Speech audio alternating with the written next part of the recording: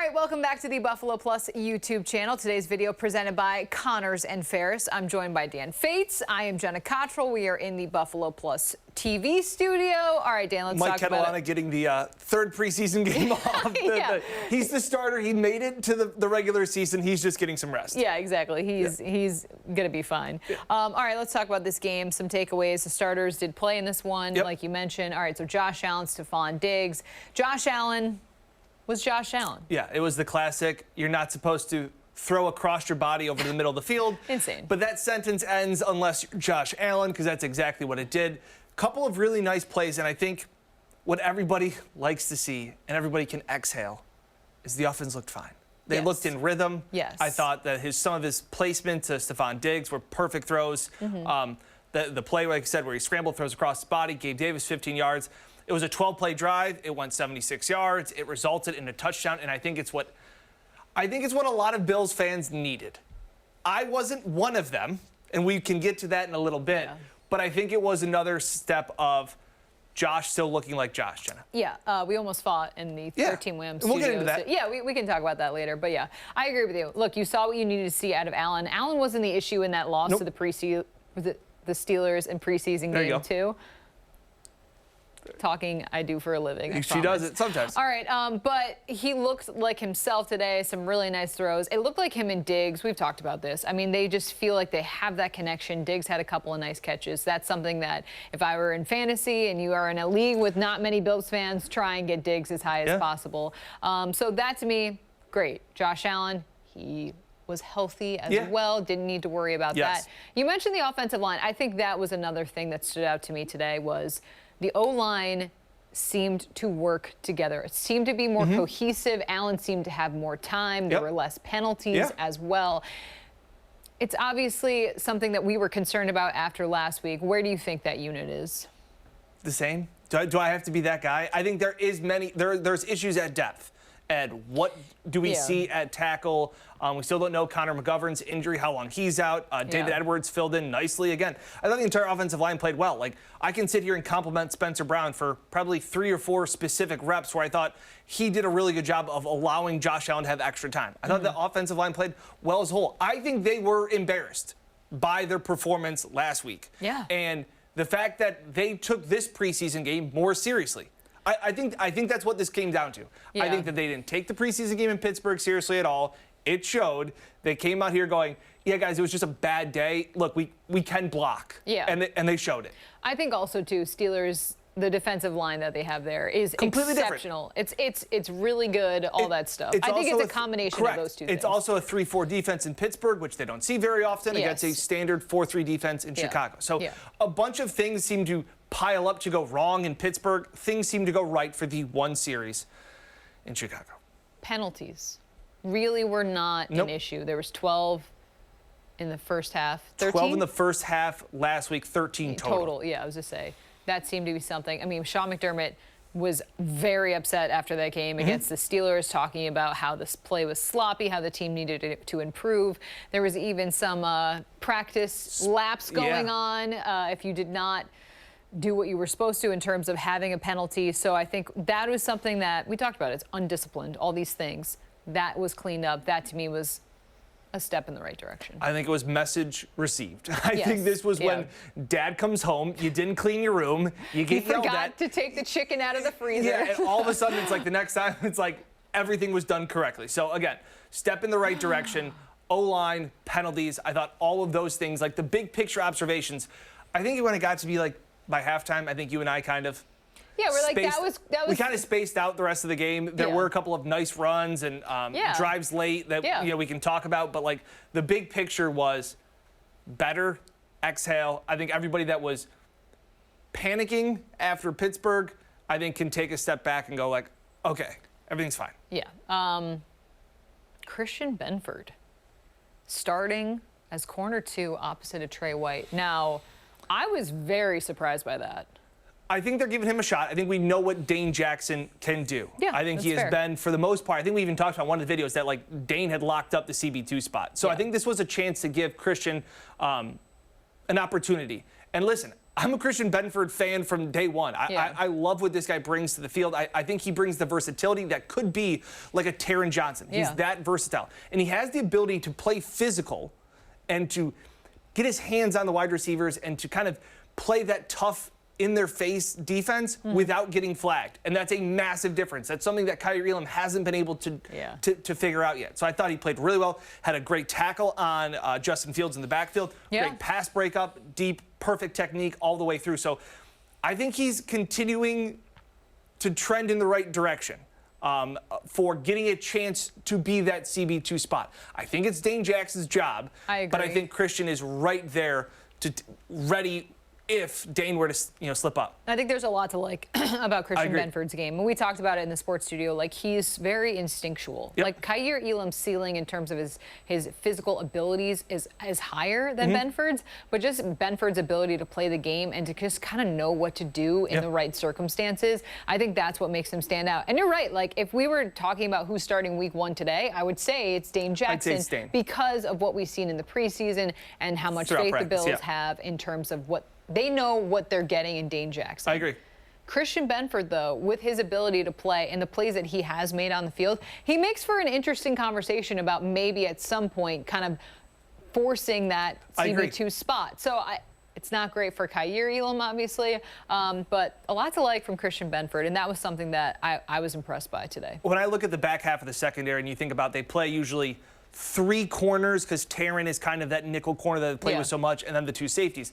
I feel like he's one of the best 5 guys in the back end of their defense. I'm not saying that he's necessarily the best, but with his all-around talent, I think he's a guy that is playing his way to where coaches have to find opportunities to get him on the field. He's like fluid. He works well. It seems like he's already been a piece of that backfield. And he's a guy that has had to figure it out. Obviously, at Villanova, he was a safety. He played corner. Like he just seems to have a grasp of the system and what he's supposed to do. So I think that's a big test. On the other side, Kaiir Elam playing in the 3rd quarter of the final preseason game. Like that is something that you guys like. I know people don't understand. Like, oh, like what's the big deal? Like, not only when you're playing, but it's who you're playing with and against. So for him to still be playing there, you can kind of see the writings on the wall that he is CB4. Like he is at the bottom of the depth chart in terms of corners. And it's just not at all, I think, what we were expecting. When the Bills drafted him, especially since it was Trey White, the first time the Bills drafted was Sean McDermott, it was Trey White. They got their guy, and he proved to be all-pro Trey. Obviously dealing with the ACL injury, he's still coming back from that. But Kaiir is just, I think he's so much more of a project than the Bills were even expecting. So that's something where, all right, you're playing deeper into the preseason games. You're playing in the second half, all these things that lead me to believe. And I agree with you, the fact that in terms of the depth chart, he is a lot lower than we really ever expected. I think we could do a whole video about Kaiir Elam. I know so many people are so passionate to see him play more and to get more reps. I think that's fair, though, considering the draft stock that was used to acquire him. Absolutely, but you talked about it right there. He's a project. And I don't think that many people thought of him as a project initially out of Florida. They thought of, look at this guy. I don't know if the Bills thought of him as that. Correct. Wait, what do you mean? I don't know if the Bills thought that he would be able to be CB2. I think the Bills kind of expected him to come in, win the role over Levi Wallace or Dane Jackson. Correct. I don't think the Bills thought he'd be a project. I think they thought he was going to be plug and play ready. I think they thought of him, looking at him being this physical, lengthy, physical corner. And it just hasn't panned out because a lot of the times, too, like, while Trey is so good at shutdown corners, like, he plays off a lot. Like, there isn't a whole – he's not Sauce Gardner. Like, where you just say, this is your guy. He's not a Darrelle Revis. You follow him around and shut him down. He's not a Jalen Ramsey. Like, Trey is a guy that fits well in the system, understands zones, understands reads, all of those things. That's not Kaiir. Kaiir is one of those guys. He's kind of like a Sauce Gardner without the extra what makes Sauce so special of just his size and fluidity. Christian wants to play, or Kaiir wants to play that way, but that's not how the Bills play defense. That's why Dane is so good in this system. I agree. Dane's talent compared to Kair's talent, Kair's up here and Dane's way down here. But what they do in this system is really important. And it seems like Kaiir, I'm sure with more reps, he could get there. I agree. This isn't a team that can afford to have their CB2 making mistakes all the time.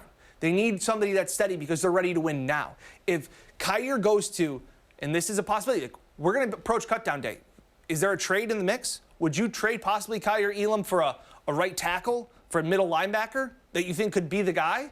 I'm just saying, he could go somewhere. Say Houston, for example. A team that he could go make mistakes, get better, play, get the reps. Because right now, I don't think he's going to get those in Buffalo. I hear you, but then I just think of the Wyatt Teller, like a Bills giving up on a draft pick too early and a guy. It's timing, too. It's also timing, all of those things. That is an interesting conversation, though, and one that I think we'll continue to have because where we're at in terms of the talent level, what's expected, and the fact that there's multiple guys vying for that one spot. There's multiple layers, and it's complex, this Kaiir situation. Yes. It's not just cut and dry. The coaches don't like him. He's playing poorly. No. It's a little bit of everything. It's a little bit of, does he fit in the scheme? He hasn't played great. When he has played, he's gotten penalties. Like, there's a little bit of everything into why Kaiir is sitting here approaching his second season at the bottom of the depth chart. I'm curious what's going on in his brain, like him internally. He went to Florida. His dad was an NFL player. Like, this is really the first time in his career being with the Bills that he's struggled. And that's something that's very challenging for a player, let alone a player that's been at the top of his craft, was a first-round draft pick, had these high accolades coming into the NFL. I wonder how much that also plays into it. And that's just me I think it's a lot. pontificating. I think it's a lot because you look at, even if these guys that have succeeded, they were doubted at some point or one another or faced adversity along the way. You look at Josh Allen, no recruits, no stars, all these things. I look at even Stephon Diggs. 5th-round draft pick, Maryland, not exactly a powerhouse. This was a guy that from early on in his high school career was going to play on Sundays. He was going to be the guy. And he goes to big-time SEC schools, all of these things, first-round draft pick. Yeah. The story, I'm not here to close the book on Kaiir Elam, but like here we are sitting here, there's a lot to still figure out and more to discuss. Yeah, agreed. All right, let's talk middle linebacker. Tyrel Dodson getting the start today. Him and A.J. Klein, they've kind of worked off one another in terms of the reps, in terms of splitting things up at practice. Tyrel, I thought, was fine. Better. Tough to be worse. Better, and I think Sean McDermott, even where he was so critical of them last week, needing improvement, all these things. He mentioned this week was his best week, that like things were trying, and maybe that was the wake-up call that Tyrel needed. Playing the fourth quarter of a preseason game, Maybe that's what you need. And again, for some guys, it's a punishment to play in the preseason that late. If you're a guy that's expecting to start, that's your wake-up call. Like, some guys are just wanting to get any chance. Some guys don't want that chance. It's like bringing in a closer in a baseball game when the team's down 10. It's like, this isn't what I'm supposed to be doing. You kind of don't have it. So this, I thought, was a big wake-up call. I thought he played better. He stayed in most of the game with the starters, and then A.J. Klein came in. So. Okay. All right. Special teams. Let's talk about it. Another big return, block punt today, or block kick, excuse me. Or no, it was block punt. Blocked punt, missed kick, long return. Thank you. And we saw some of those concerns last week. Yeah. Steve Tasker, I think, did a really good job of explaining the one thing was you are mixing guys in right now at special teams at this point of the preseason to see what these guys can do. So I don't think that, again, some of these guys that were playing, don't panic. They're probably not going to be on special teams come Sunday. But it is interesting. It's following assignments. It's depth. It's all of these things. When you start to round out a roster, it's not great, and I can't imagine that Matt Smiley's happy about that. Yeah, that's something, too, where we talk, they talked about the diminished role of special teams with some of the rules changes, but at the same point, with where the Bills are at, Sean McDermott still looks at it the same way. And if the Bills were to give up a big return, or some of those special team plays can be the difference between a win and a loss. And we've seen that happen with this team, so that's definitely something that I expect McDermott and Matthew Smiley to try to nip that in the bud. But at the same point, I think there's reason. Again, I don't think it's panic. I don't agree either. I think I agree. Yes, we actually agree. Yeah. I don't think it's panic. I do think it's that, okay, what are we doing wrong? Maybe it is just the personnel and the changes that are going along with that, but they need to get on the same page, and that will likely happen as we head into the regular season. Kaiir Elam, what did you make of his performance today? Matt Barkley did not play because he was dealing with the injury. Is he good enough to be the Bills' backup quarterback? It's a great question. I think that's the question that Brandon Beane's asking. Yeah. Because he did confirm the rumors that came out yesterday that the Bills were interested in trading for Trey Lance from the San Francisco 49ers. Lance ends up going to Dallas, outbids Buffalo for Lance to be the backup quarterback. It's kind of a big testament on Kaiir Elam and what he thinks so far, along with Matt Barkley's injury for his elbow. We don't know what his timetable is. Yeah. Kaiir Elam was okay, had an interception and had a fumble. So it's the second time back-to-back games that the primary backup quarterback has had 2 turnovers. Multiple turnovers. Yeah. Not great. So did have a nice ball to Quentin Morris. I love Quentin Morris. You love Quentin Morris. I love Quentin Morris. Yeah, he was great when we talked to him on Thursday. Yeah. But yeah, I think there's still something to be desired. I'd like to say, too, if Josh Allen goes down, the team's screwed anyway. So I don't think it matters whether it's Kaiir Elam or Trey Lance or Matt Barkley. The team's screwed. But you just say it so brash that I hate when you say it. Yeah, because I just want to like sweep it under the rug. Like I'll say the sentence and then we'll just move on. Yeah, I feel like the Bills want a better backup quarterback, but at the same sentiment, obviously your season hinges on the health of Josh Allen. Yep. So there's that. Yeah, we're not really sure with Matt Barkley in terms of what that will mean. All right, as we get closer, the Bills, they had this nice bounce back week. Yep. The preseason games are now over. It's roster cutdown day. Originally, we talked earlier in the week, I was not a fan of Sean McDermott having the starters play in this game. I think I would like to, I don't want to say change my tune. I think that was important. And we are going to argue about this, but look, they played a series. Josh Allen looked good. I think it's more so about that lasting impression and the confidence. I'm not saying you're like, oh, now the Bills went from an 11-win team to a 14. Like, I'm not saying it makes that big of a difference, but I do think you can hang your hat on having a solid day on offense, solid day on defense for your starters, and you know going in, you're not like, oh, I wonder if this is going to be shored up and all these things. I don't think it changes the season that much, but I think it was important for those players to get back out on the field, have things be cohesive, look sharp, push the ball down the field. On defense, get turnovers, have third down stops. I think that was important. The preseason is so overreactionary because it's a lot of it is hindsight, right? So if starters don't play in the preseason and then the team comes out slow in week 1, you go, they should have played their starters. If they play their starters and get injured in the preseason, then all of a sudden you're going into week 1 going, man, they shouldn't have played their starters. Yeah. It is a lose-lose situation, I feel like, for coaches. Like, it just is. And we got in the discussion of, Jenna was like, okay, good. And I sarcastically tweeted, like, is everybody okay now? Like, are the Bills back on being a Super Bowl contending team because they had one drive against Chicago in the preseason? I can be a little snarky, okay? You? I have a little bit of it.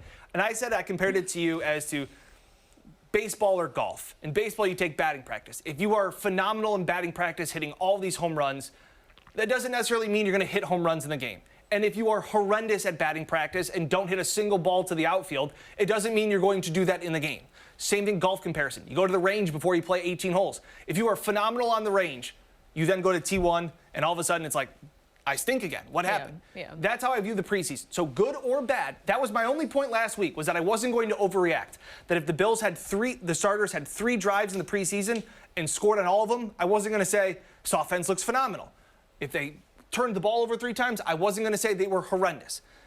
I don't really care what they did. I think it's better that they got the bad taste out of their mouth. I think that's what Brandon Beane said, and I appreciated that. But I'm not going to overreact, good, bad, or ugly, to the preseason. Okay, 2 things, and I brought this up to you. My one counterpoint to your driving range and BP analogy is that a football team, and football is very different because it is a team sport. I get baseball, but when you're in the batter's box, obviously you're the one that's taking the swings, the cuts, all that stuff. Whereas for a football team, it is about rhythm. It is about being able to play off of one another, being able to be on the same page, all of these things that I think it does take some practice. I agree. The Bills having a solid series in terms of the win against the Bears today. I'm not saying, wow, everything's different, but I think this is the thing. You look at it as all or nothing. Like, the Bills will now be a Super Bowl contender, or they won't be. I think it's okay. I'm not the one. Yeah, see, I don't. See, I'm not. That's where you get in trouble. It's everybody else thinks it's all or nothing. No, see, I don't believe that. You were concerned. We did the video last week with Mike. I was concerned. And you were concerned. And now I'm sitting here going, I wasn't concerned last week, and I'm not overly excited this week. I'm the level-headed one here. For hot take Dan, my hot take is that I'm level-headed. It's the way you present. It's the oxymoron of a hot take. It's the way you present being level-headed, though, of like, I don't care. Yeah, you just hate that I'm level-headed on this. No, I don't think you're being level. I think it's okay for you to say, hey, there were things that really concerned me about last week. And you can say, hey, there were things that looked good this week. That doesn't mean that everything is fixed. That's not how that works. But it's important, I think, and I think Sean McDermott would agree, Brandon Beane would agree, Josh Allen, it feels better when things feel better. Like when you go in and you're like, okay, things seem to be in a positive way after that game. All right, you have a little bit of confidence. You saw how it worked. It's not doom and gloom heading into the season. One series does not change the outlook on this Bills season, but in terms of how someone feels internally, I think it's different. But it shouldn't be doom and gloom after 3 series in the preseason. Like that's a mentally weak approach if you were starting to go, hey, man, this is doom and gloom. Things aren't good in the preseason. I think, though, what you saw was so many things going poorly. Correct. I honestly, if things are going to go bad, go real bad. Like that. Yeah. And I respected Josh's point. I respected Josh's point after it, going, we're going to fix these things. It's the preseason. I'm glad this is happening now. Yeah. This didn't happen in week 3. That Pittsburgh game that we're still talking about didn't happen in week 14 in a playoff hunt, anything like that. This was Colts game a couple years ago. This was just it was a bad game. And I do think the message, I think they took this game more seriously. I agree. And I think that was what we saw. I think they sleptwalk in Pittsburgh, and they didn't sleepwalk here in Chicago. I agree. I think that we are both right in our own ways. I really do. Like I firmly believe. That's fine. That's fine. That's fine. All right. Roster cutdown day is quickly approaching. The deadline to get from 90 to 53 is Tuesday, the 29th at 4 p.m. Brandon Beane has a lot of decisions to make. Is there a certain, I don't want to say surprise, we've talked about this. Like, is there a guy that you think, wow, he's done enough that maybe coming into this summer we're like, I don't think he's going to make it, that you think he does? Or where is your head at? I think I look at the defensive line a lot. Yeah. Because I think there's been a lot invested, and there's still some things to figure out. We've talked on this channel multiple times about where this defensive line is. But I think it hinges on if Von Miller's on PUP or not.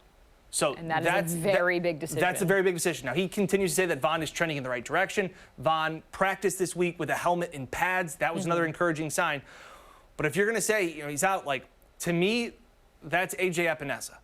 So if you think Von's back, I don't think A.J. Epinesa has done enough to prove that he still gets that spot. He had a sack at some point today. It wasn't with the starters. Yeah. But I start to look at some of those guys, and I thought Boogie Basham, again, had a better game again. Yeah. Continues to show just a little bit more. So I look at the defensive line, and nobody's really popped to me as I said, wow, this guy, like, I know there are some talks about the offensive line. I'm not going to try and sit here and break down who is the best offensive lineman and what works where. But I do say that I just don't know if A.J. Epinesa has done enough to retain his spot.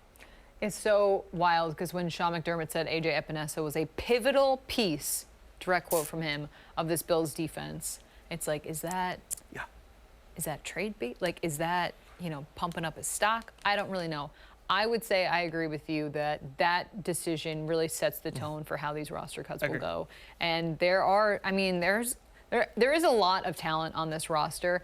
Stick with Buffalo Plus. Well, plenty of updates. And also remember, too, once cuts start happening, if there's a guy that you really love, he could still be, like, obviously not the starters, but if there's a fringe guy that you really love, there's going to be cuts from other teams, the waiver wire, all that stuff. It is a very fluid day in the NFL. So there's always things that are changing, pieces that are moving around. There are guys right now that Brandon Beane is praying get cut. Oh, guys absolutely. That they like on other teams that they may have wanted to draft or sign but after the draft or one thing or another and weren't able to. I think the one guy, every single year this happens. Every single year. It's the wide receiver. Are they keeping 6 or 7? It happens every year. I know everybody loves Andy Isabella. He was the darling this year. Yes. I really don't know what he's done, in my opinion, to prove a spot, to take a spot away from another defensive lineman or safety help or a middle linebacker. Like, I don't know if he had a catch against the Colts. And a fumble And against the fumble Bears. today. Like this thought of he is the poor man's Deontay Hardy. So why would you keep 2 of them on the roster, the 53? I think they would love to keep Isabella on the practice squad in case of emergency. Yeah. And I know everybody is so afraid. Everybody is so afraid going, well, if you cut this guy, there's no way he'll sign on the practice squad. Somebody will gobble him up. Teams don't. They just don't. Well, also, yeah. Because if you liked Andy Isabella before the Bills signed him, you would have signed him already. He was a free agent for a long time before the Bills got him. 29 other teams didn't care. He's also been in the league where 4.5 years. Yeah. So I believe the Bills will cut Isabella, sign him to the practice squad, Yes. unless another team makes some type of deal. I think they would love for him to be on the practice squad. I agree. All right. Any other takeaways? No. Let's get to the regular season. Monday night.